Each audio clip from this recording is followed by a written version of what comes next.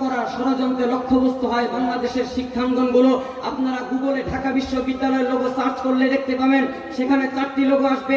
একটি 1921 থেকে 1952 পর্যন্ত, যেটা ব্রিটিশ শাসনামলের লোগো। 2 নম্বর লোগো দেখতে পাবেন, যেটা 1952 থেকে 72 পর্যন্ত, যেটা পাকিস্তান শাসনামলের লোগো। সেই লোগোর মধ্যে আপনারা দেখতে পাবেন ইকরা বিসমি রাব্বিকাল্লাযী খলাক, অর্থাৎ পড়ো তোমার প্রভুর নামে, এবং একটি কোরআনের ছবি রয়েছে। 3 নম্বর একটি লোগো দেখতে পাবেন, যেটা আওয়ামী লীগ 72-এ ক্ষমতায় যাওয়ার পর বানিয়েছিল। সেই লোগো থেকে আওয়ামী লীগ কোরআনের ছবি এবং ইকরা বিসমি রাব্বিকাল্লাযী খলাক মুছে ফেলেছিল। 1 বছরও যায় নাই আওয়ামী লীগ 3 নম্বর একটি লোগো বানিয়েছিল 73 সালে, যেই লোগোর মধ্যে ভারতীয় বিজেপি আরএসএস এর লোগো লাগিয়ে দিয়েছিল। এখান থেকেই স্পষ্টভাবে বোঝা যায় আওয়ামী লীগ ভারতের দালাল, আওয়ামী লীগ বাংলাদেশের শত্রু, আওয়ামী লীগ মুসলমানের শত্রু। অথচ আওয়ামী লীগের 1949 সালের প্রতিষ্ঠাকালীন গঠনতন্ত্রে ইসলামী শাসন ব্যবস্থার কথা বলা হয়েছিল। 1954 সালে যুক্তফ্রন্টের 21 দফায় বলা হয়েছিল কোরআন সুন্নাহ বিরোধী কোনো আইন করা যাবে না। মেজর জিয়াউর রহমানের ডাকে মুক্তিযুদ্ধ শুরুর 2 দিন আগে আওয়ামী লীগের পক্ষ হতে ইয়াহিয়াকে যে খসড়া সংবিধান তুলে দেওয়া হয়েছিল, সেখানেও স্পষ্ট ভাষায় লেখা ছিল কোরআন সুন্নাহ বিরোধী কোনো আইন করবে না আওয়ামী লীগ। অথচ আমরা আওয়ামী লীগের শাসনামলে দেখতে পাই ধর্মের অধিকার কাজে লাগিয়ে শ্বশুর বাড়ির লোকেরা দুর্গা পূজা করেছে, পুলিশ গিয়ে নিরাপত্তা দিয়েছে।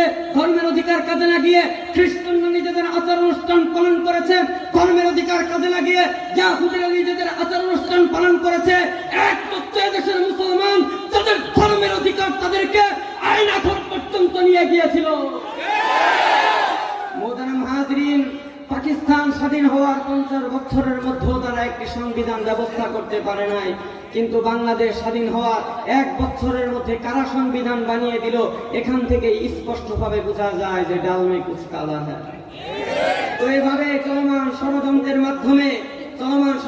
মাধ্যমে একজন মুসলিম বিদ্বেষী কবির গাওয়া গান একটি মুসলিম রাষ্ট্রে ঢুকিয়ে দেওয়া হয়। অথচ এই রবীন্দ্রনাথ ঠাকুরকে মরহুম মতিউর রহমান শান্তিনগরে জিজ্ঞাসা করেছিলেন, আপনার লেখায় মুসলমান এবং তাদের নবীকে নিয়ে কোনো প্রশংসাসূচক বাক্য নেই কেন? রবীন্দ্রনাথ ঠাকুর বলেছিল তোমাদের কোরআন পড়তে শুরু করেছিলাম, বেশি দূর পড়তে পারি নাই, কারণ তোমাদের রাসূলের জীবনী ভালো লাগে নাই। হিন্দু ব্রাহ্মণদের অত্যাচারে ভারতে যখন নিম্ন বর্ণের হিন্দুরা দলে দলে মুসলমান হচ্ছিল, তিনি তাদের বিরুদ্ধে যুদ্ধ ঘোষণা করেছিলেন। শুধু তাই নয়, বরং বাংলাদেশে যখন ঢাকা ইউনিভার্সিটি করা হয়, তিনি সেটার ঘোর বিরোধিতা করে বলেছেন যে চাষার ছেলেরা পড়াশোনা করলে চাষবাস করবে কে?